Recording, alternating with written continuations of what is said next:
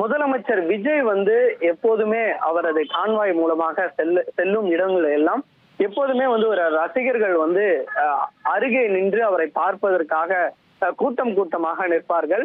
போலீசார் அவர்களை அந்த கயிறுக்கு மூலமாக அவர்களை அப்புறப்படுத்தி நிற்க வைப்பார்கள். அதே போன்று தான் எப்போதுமே காலையில் முதலமைச்சர் விஜய் கான்வாய் மூலமாக தலைமைச் செயலகத்திற்கு அதன் பின்னர் வெளியே செல்லும் போதும் அந்த கான்வாய் வெளியே வரும்போது ஏராளமான பொதுமக்கள் அவரை காண்பதற்காக நிற்பது வழக்கம். அதே போன்று தான் இன்று மாலை அனைத்து பணிகளும் தலைமைச் செயலகத்துல பல்வேறு பணிகளை முடித்துவிட்டு முதல்வர் விஜய் தனது கான்வாய் மூலமாக அவரது வீட்டிற்கு புறப்பட்டுள்ளார்.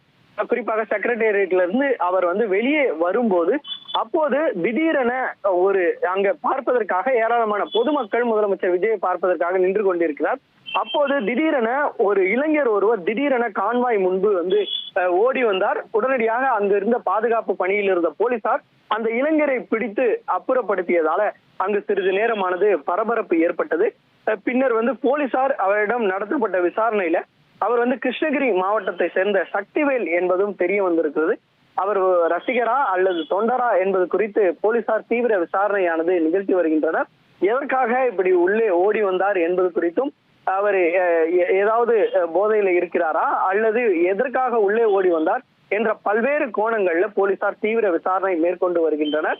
ஏற்கனவே முதலமைச்சர் தன்னுடைய கான்வாய் இந்த போக்குவரத்து நெரிசல் ஏற்படுவதால அவர் டன்னலிங் முறையின்படி தான் தற்போது கான்வாய் ஆனது செல்லப்பட்டு வரக்கூடிய நிலையில இன்று மாலை அவர் திடீரென வெளியே வந்தபோது ஒரு இளைஞர் கான்வாய் முன்பு ஓடி வந்த சம்பவமானது பெரும் அதிர்வலை ஏற்படுத்தியிருக்கிறது.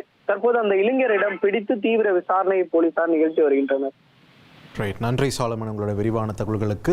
ரசிகரோ தொண்டரோ விஜய் அவர்களுடைய வாகனத்தின் மேலே இந்த மாதிரி திடீர்னு நுழைய முயன்றால் அது இனி தவறாகத்தான் கொள்ளப்படும் என்பதை சிலர் புரிந்து கொள்ள வேண்டியது அவசியம். பிரச்சாரத்தின் போது அவரோட வாகனத்தின் மீது பாஞ்சது வேற. இப்போ ஒரு மாநிலத்தின் முதலமைச்சராக Z+ பாதுகாப்போடு ஒரு கான்வாயோடு செல்லக்கூடிய நபராக இருக்கிறார் முதலமைச்சர் விஜய். அவரது வாகனத்தின் மீது அதீத பிரியமோ எந்த ஒரு காரணத்திற்காகவோ இந்த மாதிரி நுழைய முயன்றால் விபரீதமான விளைவுகள் ஏற்படும் அப்படின்றத எல்லோரும் பொறுப்போடு உணர வேண்டும் என்பதை இந்த சம்பவம் மீண்டும் வலியுறுத்தி இருக்கிறது.